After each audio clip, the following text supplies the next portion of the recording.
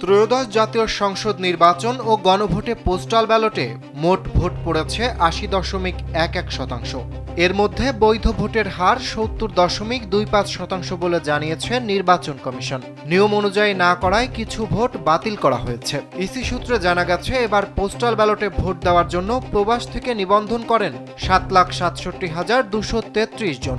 এছাড়া সরকারি চাকরিজীবী, আইন শৃঙ্খলা বাহিনীর সদস্য ও কয়েদি মিলিয়ে দেশে নিবন্ধন করেন ৭,৬০,৮৯৮ জন। দেশের মানুষকে প্রতিদিন সুরক্ষিত রাখার প্রত্যয় নিয়ে সেফটি কেবল সহ এলো সেফ সিলিং ফ্যান।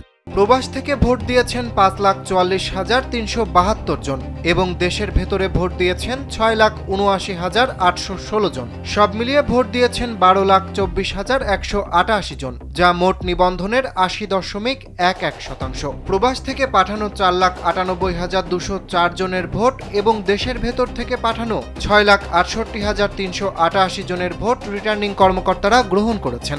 সব মিলিয়ে রিটার্নিং কর্মকর্তাদের হাতে পৌঁছেছে ১১,৬৫,৫৯২টি ভোট, যা মোট নিবন্ধনের ৭৬.28%। এদিকে রিটার্নিং কর্মকর্তাদের হাতে পৌঁছানো ব্যালটের মধ্যে কিছু ভোট নিয়ম অনুযায়ী না করায় বাতিল করা হয়েছে। সব মিলিয়ে বৈধ ভোটের সংখ্যা ১০,৭৩,৪৯৭টি, যা মোট নিবন্ধনের ৭০.25%।